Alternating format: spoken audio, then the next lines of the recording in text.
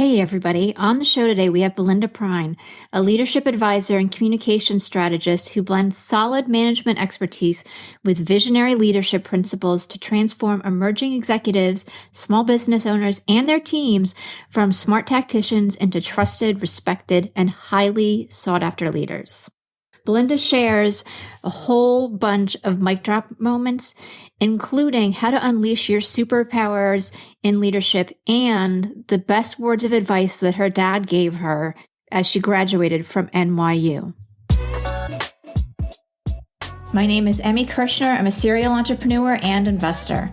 The one thing that I get asked all the time is, how do you achieve success in business and make an impact? In each episode of the Tribe of Leaders podcast, you'll hear from entrepreneurs and visionaries who share how their leadership has changed not only their lives, but the lives of everybody around them. Hey, everybody. I'm so excited. I am here today with Belinda Pruyne.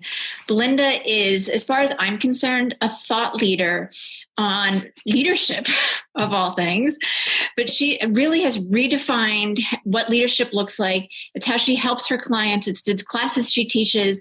I'm going to let you introduce yourself because you can do it far more effectively than I can, but share a little bit about yourself, Belinda, and welcome to the show. Thank you for having me. Well, I'm Belinda Pruyne, and my company is Business Innovation Group, and I'm a leadership advisor for executive management and business owners with a focus on communication.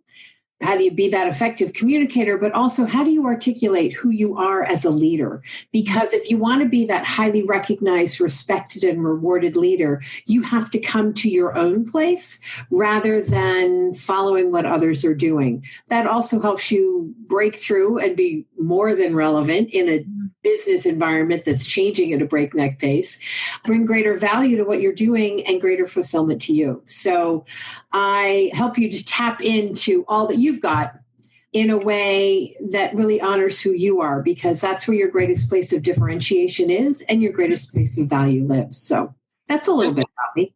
Well, and thank you. And I love that because not only is it so powerful and you're making tremendous change with business owners and with executives, but I think people don't realize that they're a leader.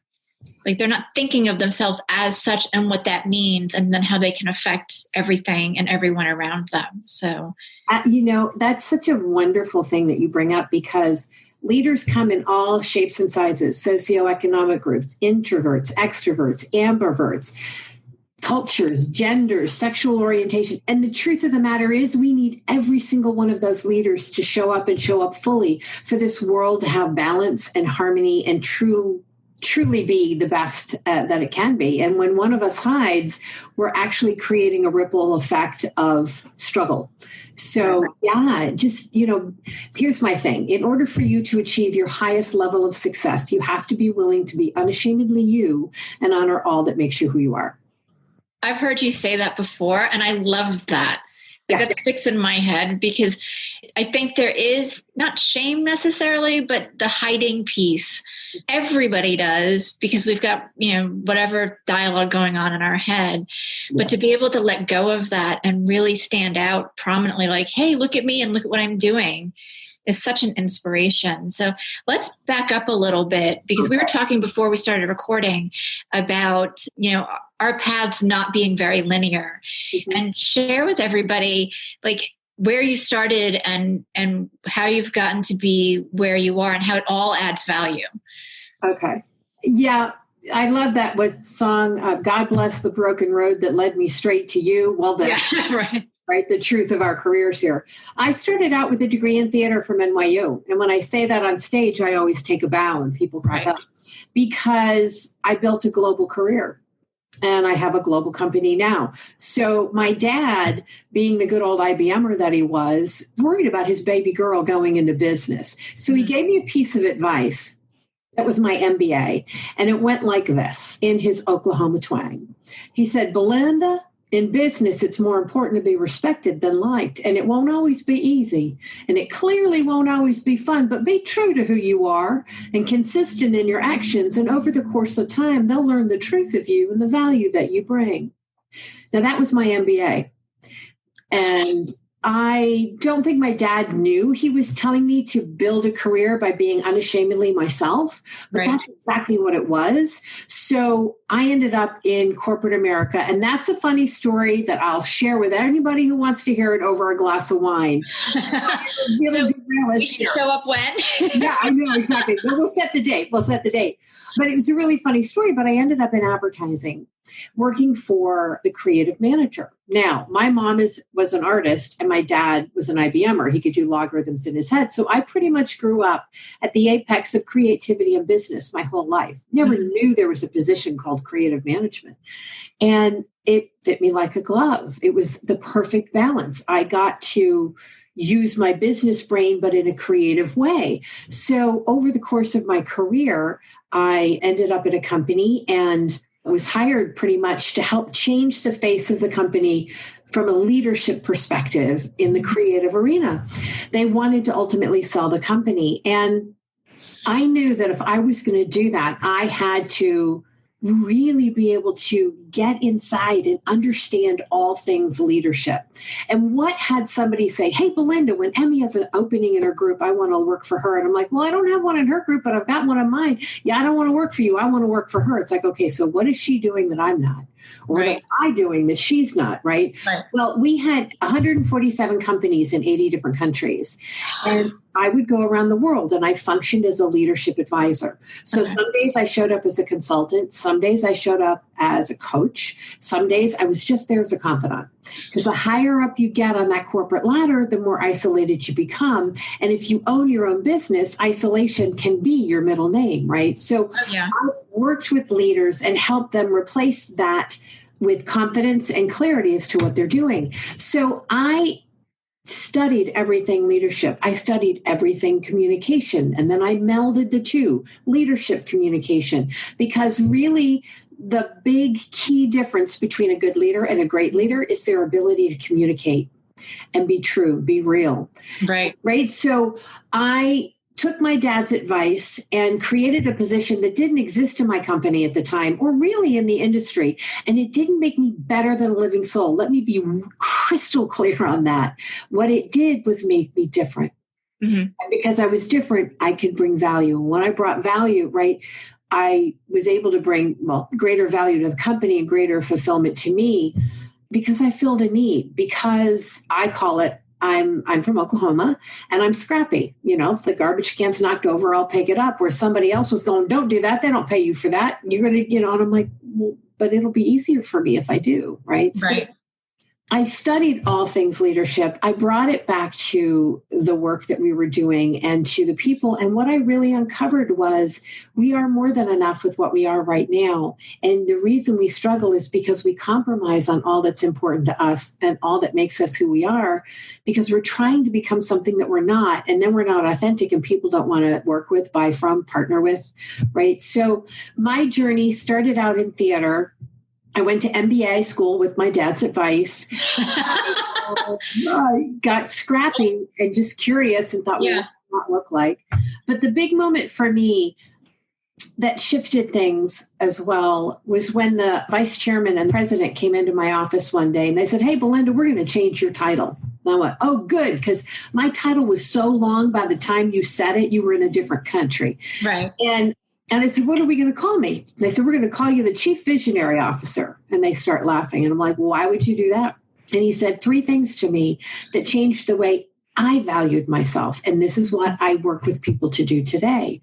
He said, because when we have an employee that we know is chock or block full of talent, but we can't help them get out of their own way, we bring them to you, you crack them open and they soar. And I'm like, okay, I do that. He said, when we have a client that doesn't understand, we have to go down this path to achieve their results. We bring you into the conversation because you have a way of communicating that kind of covers both business and creativity. And I'm like, okay. And then they said, when we have a problem that has to be solved and we can't figure it out, you solve problems that never existed before all the time. We bring you into the meeting and you uncover that little pathway, at which point they laughed and walked out of my office. I closed my door and I went, what? That's important. Like, doesn't everybody think that way? So the part of me that I kept devaluing because it came so easily is actually the reason that I was so valuable for the company. And so I shifted that. So now I do this work with what are your core non-negotiable values? What do you draw the line in the cement for, not the sand? And attach those to tangible business outcomes. Why would your ideal consumer want to connect with you? Well, if you don't know what your core non-negotiable values are and how they translate, it's hard to replicate what you don't know. So that's a long-winded answer to your question. And it was kind of a windy road. But what was so interesting to me was all these little pieces of who I am came together and created deeper value than I could have ever possibly imagined. I so love that. And I just want to acknowledge, like, your dad's words are so wise. You know, my dad was one of the most amazing men I've ever met. And right before he passed, he was putting together what he called an almanac of Sam's words of wisdom. And he has some quotes and thoughts and things in there that are just they're just wonderful. And I'd encourage all of you to kind of pay attention. You may not have had a dad like I did, and I'm sorry for that, but there's something or someone around you that's giving you these little pearls. Grab them. Yeah, definitely. Because I think even sometimes like the little sayings or the phrases that stick with you can be such a driving force in somebody's success. Yeah, and they're sticking with you for a reason. Yeah. So get curious. Right? I say judgment and curiosity can't exist at the same time. So when judgment comes in, go, I wonder why I'm in such judgment about that, right? Drop kick judgment to the curb and really be with what's there, because there's a golden nugget there for you somewhere. Mm-hmm. Absolutely. And then I want to also just circle back to, having that, your boss come in and tell you the three things and it being so like just intuitively normal for you. And I see that, and I'm sure you do too, where the things that we do naturally that we really don't think about, we just presume everybody else can do it as easily, and they can't. That's why being unashamedly you and honoring all that makes you who you are is so important. Yeah. I am not a walking calculator mathematician. I bow my head and give thanks that there are people out there that love that. Right? I mean, it's fantastic. I am not a lot of things that might potentially like to be. And by trying to be all of those things, I actually devalue myself. Mm-hmm. And so really getting back to your core non-negotiable values, that's what makes you who you are. Attach what you uncover there to tangible business outcomes, and it's a game changer. It's a game changer for you and your business. Yeah. So if somebody's just starting, like right now as we're talking and they're listening to this, right? Yeah. And they're like, oh, well, this is what I do so naturally. It's so easy for me, but they don't know how to translate that into value. How can they start identifying the value piece of it, or really become comfortable with being unashamedly them? Mm-hmm. Well, I tell you what, I'm trying to think of a couple of examples here that would help with that. Because for starters, I would say find one person, not 35. One person. One, yes, just one. Yeah. And traditionally, it's not your family. Right. Because oftentimes our dreams are bigger than our family's comfort zones. Right. And it's not that they don't believe in us, and it's not that they don't love us. It's that our ambition, our drive, our dream is bigger than what makes them comfortable, and they want us to be safe. So don't reach out and ask what I'm about to tell you to do with somebody that doesn't fully believe in you just as you are. Right? But have a conversation with them and talk to them about, these are the things that I see that come naturally to me, that come truly easily. Can you help me understand the impact or value that has to offer people? So it depends on if it's your business or if it's your career. But if it's your business, think about how those things are important to somebody else. So frame it from the perspective of, what problem do these things that I do naturally solve? Mm-hmm. Right? Because when you think about it from the perspective of, what problem do I solve? Well, then you're like, oh, well, yeah, that makes sense. And then you know who you might want to work with, or who would want to work with you, or who your greatest joint venture or referral partners are, or places to speak, or whatever. And if you're in a career, it helps you understand. Everybody in a career, you have to meet the specs of your job. That was your commitment to the company. Right. I always go, what's your value add? because it's that value add that's going to get you recognized. When you're recognized and you follow through, you get respected, and then you ultimately get rewarded, right? So the one example I can think of is this photographer who had a gift with children. Mm-hmm. He loved children and was able to take photos of them, and they weren't crying and wigging out and all this kind of stuff, but he couldn't get enough kids in the pipeline to make it work. And so he struggled with this, and we had a conversation around, well, where are babies? Where is the biggest group of babies going? And so the long and the short of it is he had a family member who was a pediatrician. Mm-hmm.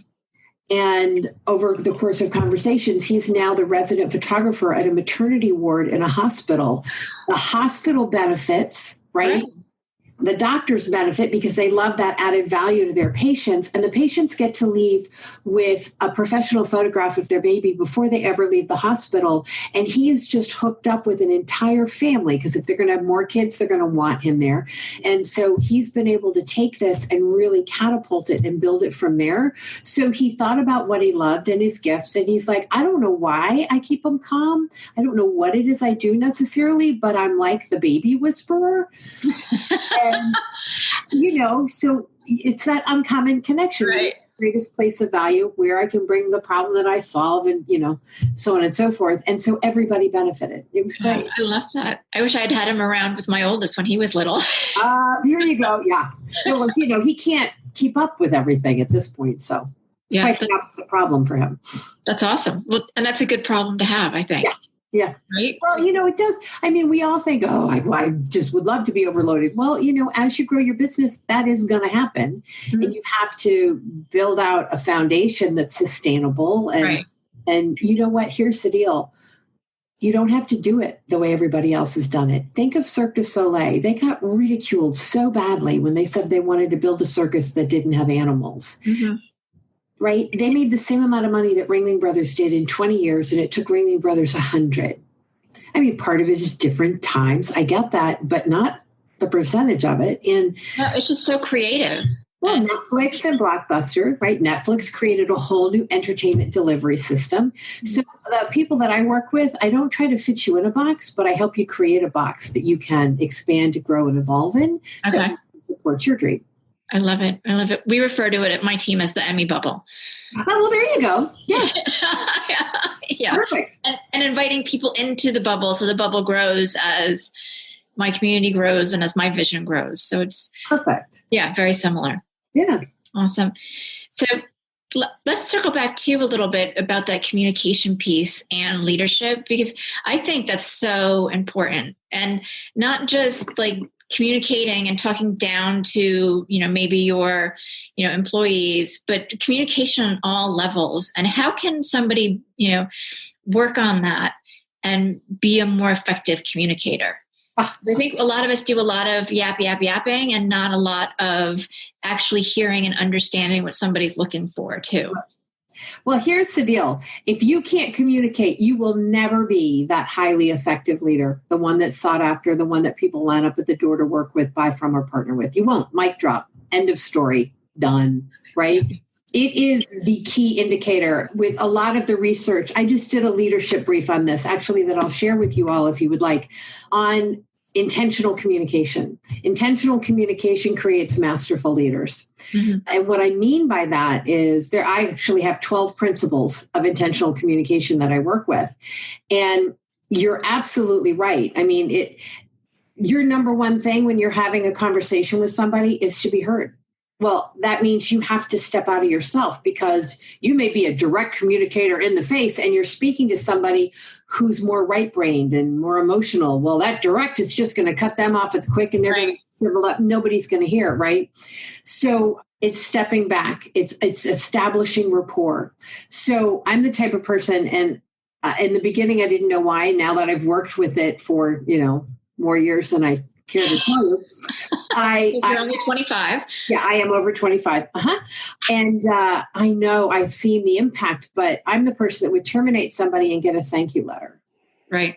Right at the going away party, and the person stands up and the last person they thank was me, and 20 people at the table would boo. And he's like, no, that kind of a thing. Well, it's all because I use these elements of intentional communication. And, it can be as simple as remembering it's more important to be respected than liked, right? Take my dad's advice, to establishing that rapport. So if I'm going to have a difficult conversation with you, I'm going to say, hey, Emmy, thank you so much for coming in today.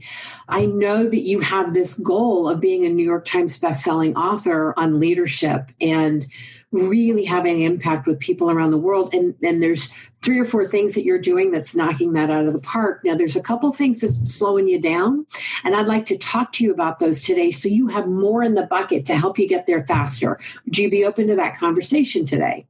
Yes. Well, what I just did was I established rapport by letting you know my goal for you at the end of this conversation is to have what you need to be even more successful. It may not be fun to hear, but it's different than if, somebody's walking in the door and you're going, all right, so here's the deal. You're doing a good job, but there's stuff you're not doing well, and it's bad. Yeah. Right. And I leave it at that. Well, you're like, well, am I going to be fired? Am I going to be demoted? Am I going to lose some money? As opposed to, I know what your end goal is. Mm-hmm.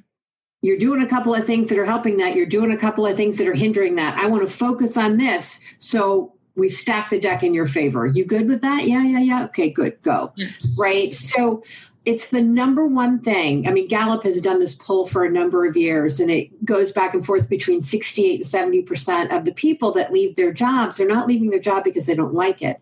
They're leaving their boss. And the number one issue they cite is my boss doesn't communicate clearly, or doesn't communicate consistently. So they're left in the dark. And while technology has done an amazing job of allowing us to connect with people and resources we wouldn't have the ability to any other way, it's actually killed our ability to communicate effectively because it allows us to hide behind a wall.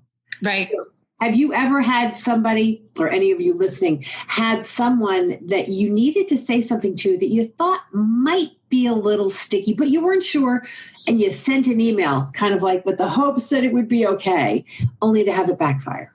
Yeah. Or text messages. Oh my God.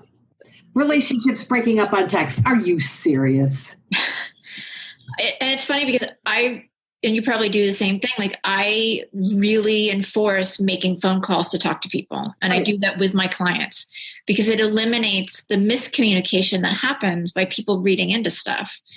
Well, and you don't know. I could arrive to read your email or text and be in a real pissy mood. Or I could be like, woohoo, having a blast. And it's like in sign language, I can say the movie was good, or it's the same sign, but the way I emote it makes right. a very different answer. So it's the kind of thing that you're setting yourself up for trouble if you don't allow yourself to speak on the phone, do a Zoom call, meet in person. Trying to resolve it through other kinds of communication, you're just setting yourself up for trouble. And that's true for a business as well. Like when a business screws up, step up. Right. I mean, haven't you done it where you send an email out and it's missing a link or the quote is wrong or whatever, and then you send an oops email? Yeah. You get a higher open rate with your oops email than you do the other one. Like, oops, so sorry. They're like, oh, well, let me check that out. What is that? I like doing that when it happens because I want to acknowledge, like, hey, we made a mistake, but we're working on it. Like, it's the proactive piece instead of being reactive. Well, and also, I speak a lot on stage, and I know in the very beginning when I was doing, I'm on stage, and all of a sudden you go up and you're like, oh my God, well, I can't let them know I went up. I'll figure it out. No, how am I going to, and you get all tight. Now I get up there and I'm like, don't you hate it when you have the most brilliant thought in the world and you're about to share it and it goes, woo, goes on down for vacation? Yeah. Oh, here it is. I got it. Well, all I did was make myself real to the audience. Oh, yeah. Yeah. Like, oh, yeah. Hi. And they love that. I had one of those. I was speaking at Women Entrepreneurs Day months ago. And I was like, oh, everybody, I just had a brain moment. Yeah. And then I came back and I went on, and somebody came up to me and was like, I thank you so much for acknowledging that you forgot. because it made you so real. And like, instead of trying to hide it, she's like, I see so many people try to hide that, and we all forget stuff. I mean, I'm a big one. So when I deal with communication, if there's an elephant in the room, it actually takes more energy to try to pretend it's not there than just say it. Yeah. Or if I having a conversation with you and I'm like, you know what? I mean, that didn't come out the way I meant it to. I need to roll back. Or if I'm about to have a conversation and I'm not feeling really comfortable, say, you know what? I've got some stuff I really want to share with you, and I'm probably going to stick my foot in my mouth or trip over myself. Will you just be patient with me as I do this? Yeah, it's so much easier. Yeah. Well, and also, again, you're establishing a rapport. You're letting them know what's going on. But for the most part, we all really want to support each other. Yeah. And if I'm going to say something to you, or you're angry with me and I'm trying to come back and find our way, and I say, look, I'm going to trip over myself here, and I just need you to kind of be patient with me while I find my way, because I really care about our project, our relationship, our whatever it is. And communicating, I mean, at the end of that conversation, you're going to be closer to that person than you were when you started. Absolutely. And I think it gives the person who's doing the hearing the ability to like not take things the wrong way because somebody's struggling with finding the right words. Absolutely. Yeah. Absolutely. And so imagine that in your business. Right. Even with clients. I had something happen the other day and I went, oh my gosh, I totally counted that. Oh, I was off by 3. And I called up and I said, you know what? I was wrong. I was off by 3. And we had this conversation. And at the end, she was like, wow, that's really cool. Thank you. Mm-hmm. And it could have been something she could have been upset about or whatever, but she was totally cool. And it actually deepened our relationship. Yeah, I love that. Mm-hmm. I love that. Going back to the example you gave, where the last part that you said, are you open to hearing this feedback? Mm-hmm. I think that's such a crucial piece because you're getting their buy-in, mm-hmm. 1, but 2, maybe it's not a good time. Right. It gives them the option to say, you know what, I would love to hear your feedback. Can we do it in 15 minutes or another day or whatever, so that they can refocus and hear more positively, what you want to say to them. Right. Well, I mean, that goes back to the third principle is being heard. Yeah. Got to be heard. It's, the conversation is not about you being right. It's about being heard. There's some piece of information I need to impart to you. Well, it's going to be worthless if I'm not focused and redirecting my approach, perhaps, or the words, the language I'm using, whatever, to specifically speak to you. Mm-hmm. Right? Like if you're a bottom line person, I'm not going to use kind of flowery and take that, because it's just going to make you crazy and that's going to get you angry and that's not helpful. Right. So we really have to be mindful to speak the other person's language. Okay, cool. Do you suggest that leaders become familiar with some of the personality tests so that they can, as they're communicating with people, they can kind of profile a little bit so they have a better understanding of who might have a different communication style? This is always a question I get, and I'm of 2 minds. So yes, I want you to be aware of the different processing styles. And when I evaluate an employee, like I managed 500 people around the globe. So I really had to know what drove you. Mm-hmm. Was it money? Was it making a difference? Was it, having a bigger impact? What was your deal? And I would factor in processing styles. So when I'm looking at somebody, I will look at them, I want to say objectively, mm-hmm. in that I'm not gossiping. I'm not doing any of that, but I'm really kind of breaking down who they are and how they float. So like I had to present a proposal. And I went to the CEO and I used an analogy, but I only highlighted the things that mattered to him. Mm-hmm. Reputation, being seen as a leading force in the industry kind of a thing. I went to the CFO and same analogy. We're running a foot race. We're crossing that finish line last. We're bloodied. Right. We don't have sneakers, right? And by the way, we spent about an additional $250,000 on the race, And he's like, well, what would we have spent? I said, probably closer to 60. So yeah, that's not good. And then I went to the executive creative director. Same analogy, but I highlighted the points that were meaningful to him. So that's not a processing style. That's their positions and what they find important. Right. So there's that. Processing styles. The reason, I think these assessments are good in that they wake you up to the fact there are other types of styles out there. The thing I don't like about them is they try to put you in a box. Right. Okay. So you and I are in the same place. Yeah. Like, I like seeing the differences, so I'm aware of other people's differences.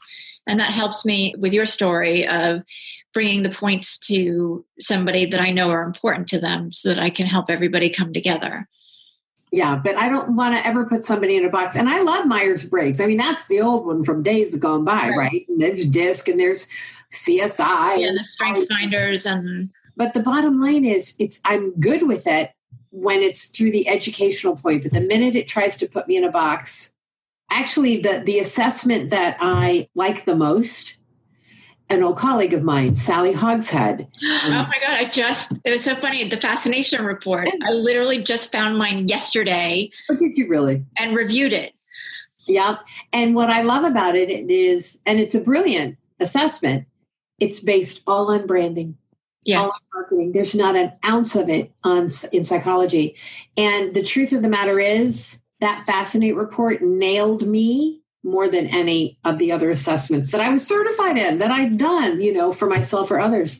So, but then I'm not I don't look at the world the way most people do. That's part of how I tick. It's the innovator that's kind of, that kind of a thing. So I suppose it would be weird if I thought those things were great that they, put me in a box somewhere, but we're not boxable. No, and I don't think any of us should be. Create your own box. Yeah. Based on what matters most to you and your areas of strength. Cool. So you have a really cool gift and invitation for everybody who is interested in leadership and improving their intentional communication. Can you share a little bit about that? Yeah. So there's two elements to this. The first is the leadership brief that I just released. Intentional communication creates masterful leaders.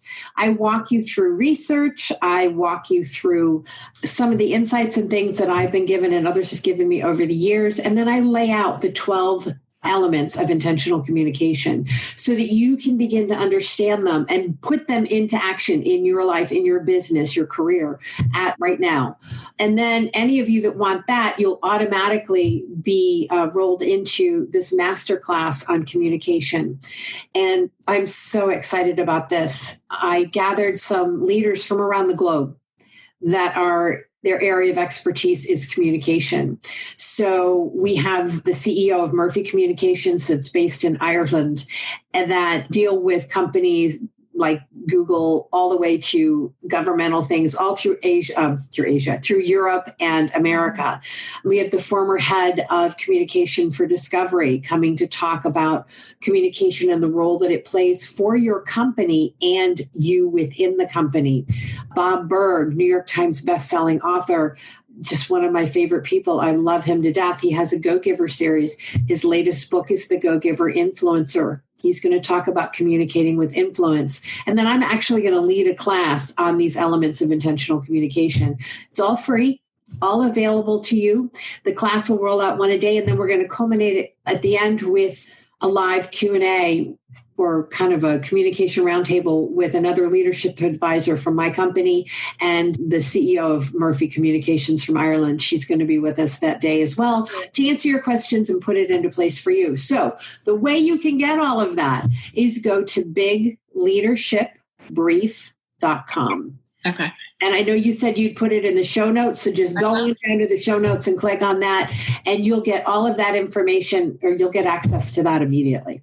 Yes. Yeah, I'm so excited about that. Like, I'm going to sign up for this and do it myself. I hope you will. It's really wonderful. And I have to tell you, these master classes that they're teaching, so good. I mean, Sally from Ireland is teaching about the importance and the impact your story plays on the success you will achieve in business or in your career. And this is the work that she does for the government companies organizations that she deals with, or for Google, or, it's really powerful. It's exciting. Like, I'm starting to kind of geek out on leadership just the way I did with productivity and performance and calendaring. So I'm super excited. But for everybody that's listening, like, this is a step that you can take that will help you run your business far more effectively. Like, you'll create more ease. You'll have, you'll be able to build better, bigger teams faster. You'll be able to help your clients more effectively. So just sign up. If you don't learn how to communicate, and I don't just mean how do I talk about my business and what I do, it goes beyond that. Right. And so it's the elements of how you communicate who you are. How do you communicate who you are as a leader? How do you communicate the value and impact of your products and programs and services and whatever? And here's the big truth. It doesn't have to be as hard as we think it is. These elements are not rocket science, but when you put them together, they're game changers, right? They show your teams, your employees, your vendors, your partners that you care about more than just that initial thing that you're working on with them.